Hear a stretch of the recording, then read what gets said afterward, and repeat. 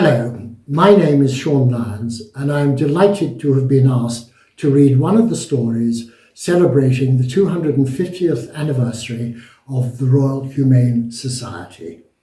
I have been aware of the Society all my life, but in more recent years I have been privileged to learn more about it and to support it by becoming first a friend and later a governor.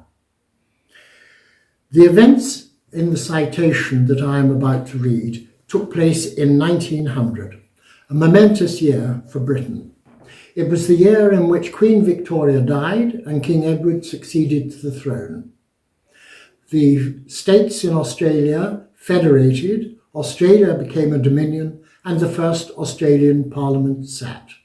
The Boer War was still continuing, while in China the Boxer Rebellion took place and was put down.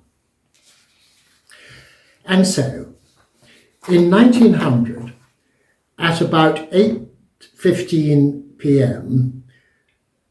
on the 19th of September, Her Majesty's ship, the Empress of India, was entering the Douro Channel off the island of Andros. A steamer was observed firing signals of distress, and at about 10:45, she was found to be anchored off a lee shore and riding by a hawser only. She was the steamship Charkage of London, with a crew of 40 to 50 hands and carrying upwards of 30 passengers. Lieutenant Lowry communicated with the ship in the cutter and, learning that the shaft was broken, asked the captain what he could do for him and whether he wished his crew to be taken off. The captain asked for a hawser to take him in tow, but by the time the cutter had returned with a hawser, the ship had drifted too close to the shore for this plan to be feasible. Immediately afterwards, she disappeared from view. It was evident by the sudden extinction of the lights that she had taken ground. All efforts to find the vessel by searchlight proved useless. The Empress of India stood off at 12:50 a.m. until daybreak, when the masts of the Charkage were seen standing out of the water. 3 men were on the foremast and 3 others on detached rocks close to the wreck. A heavy sea was running with a cross current and much wreckage was about. Lieutenant Lowry at once went in the cutter to the windward of the wreck and endeavoured under oars to float a line and a lifebuoy to the foremast. He failed owing to the cross current, but 1 man swam from the mast to the buoy and was hauled into the cutter. Having tried again for some time to get the buoy to the mast with no success, and with the men seemingly unable to move, at about 7 a.m. Lieutenant Lowry jumped overboard. He swam to the wreck with a lifebuoy and a line. However, as he reached the rigging, he lost the line, which fouled in some wreckage, and he was thus cut off. Throughout the forenoon, efforts were made to establish communication with the wreck. The cutter first made another attempt, but was struck by a heavy sea and half filled with water. Both seaboats were then sent in with oil to throw on the water, and with rockets and with grass lines, but all in vain.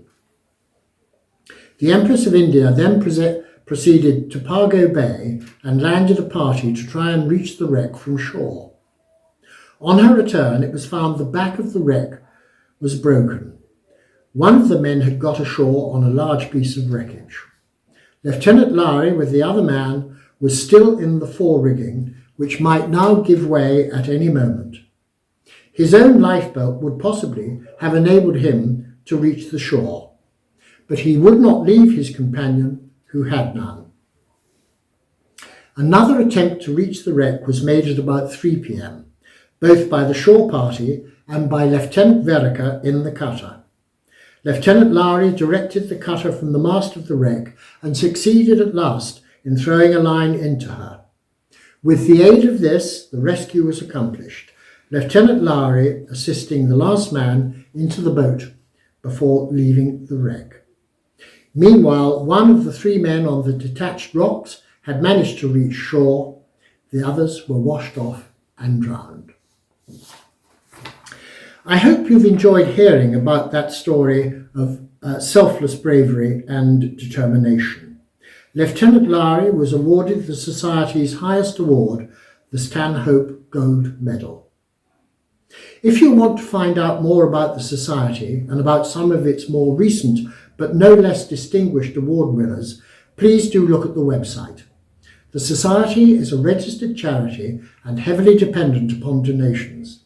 You can join the Society either as a friend for £25 per annum or for £100 per annum become a governor, which means you receive the annual report and can come to the AGM and meet trustees and some brave awardees. Or if you prefer, please just make a donation via the website, all of which will help the Royal Humane Society in its 250th year to continue to recognise bravery and the saving of life.